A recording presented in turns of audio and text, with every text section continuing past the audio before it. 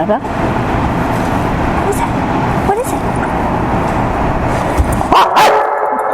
Thanks again for joining me for another segment of Megan's Movement Minute. So today I'm going to be talking about one of my personal favorite movements outside of squats, which is the kettlebell swing. There's something really satisfying about just swinging back and forth. This kind of brings me back to my childhood days when I would go swing at the playground.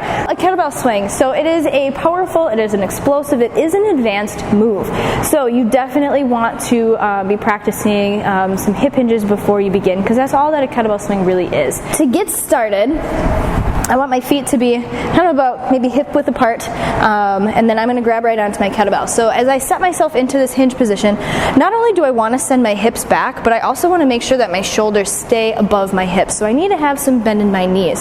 So using my hips to power the kettlebell straight up. So I'm not using my arms. This is not an explosive like front raise. So my arms are just here hanging out for the fun of it. And so I'm also hinging, so I'm not squatting. I don't know if I can do this. Yeah, like this. Sometimes I see people doing this.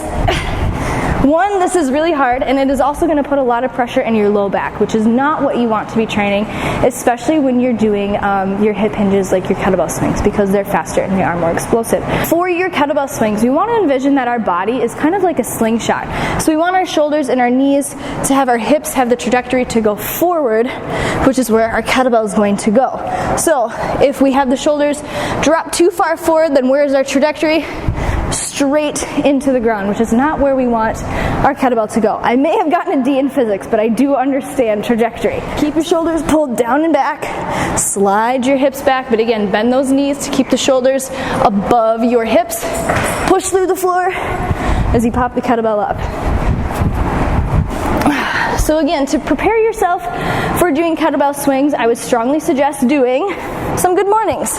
So again, sliding the hips back, bending in the knees, so again the shoulders stay above the hip level. So once you feel that you have mastered your good mornings, feel free to give the kettlebell swing a try if you are looking for a more advanced hip hinge. So now that you know better, let's go out and do better so we can all be better. What do you think, Tettle? Is that a good plan? Can you give Mom a hug?